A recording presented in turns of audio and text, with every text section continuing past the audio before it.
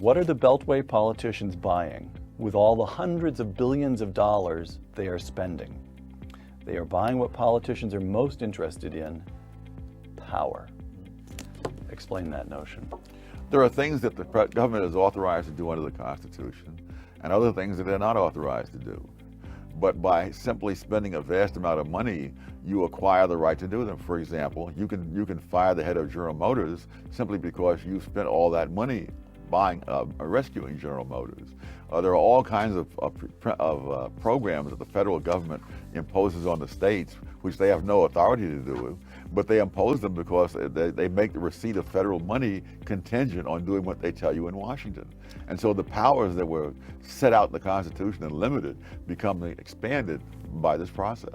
Now, I mentioned that we've had some questions for you submitted from people who follow the show on Twitter and Facebook. Here's one from a fellow called Albert Fuchs on Facebook.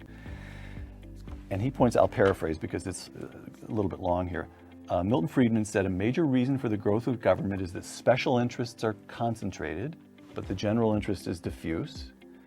And Tocqueville warned that American democracy would be in danger when the public learned it could use the ballot box to vote itself money. Yes. Now, both of these get at what you were talking about just a moment ago. But both of these are structural points. It has been the case since the Constitution was enacted that special interests are concentrated and the general interest is diffuse, or that politicians could in effect purchase votes. Yes. Why do we have the problem now? What has happened in recent very good decades? question. Because one of the constraints are the values of the public, and when the values of the public are constantly eroded in the schools and in the press, elsewhere, then these other tendencies can have a wider field of play. Mm-hmm. So what's a good index for the values of the public? Would you say, for example, that it might be federal spending or federal debt, where for 2 centuries you get a fairly flat, slowly climbing line, goes up during the Civil War, comes back down, and then beginning about in the 70s, it just takes off. Yes. So it's not FDR, it's not the Great Deal, it's not the 30s, it's the 70s? Is that when do things begin to go catastrophically wrong?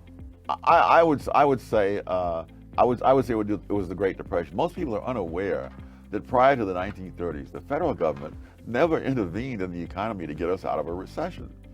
The economy recovered on its own and kept going. But FDR really broke down a great deal of that sense of independence. I mean, there was a time, I think most Americans would have felt insulted to have it thought that they wanted somebody else to pay their medical bills. They don't feel so insulted anymore. Mm-hmm. Mm-hmm. All right, this is what I'm trying to get at. This, on the one hand, you've got an elite that is effectively engaging in a slow motion hijacking of America. That's Yes. a crude way, but Yes. one way of putting it.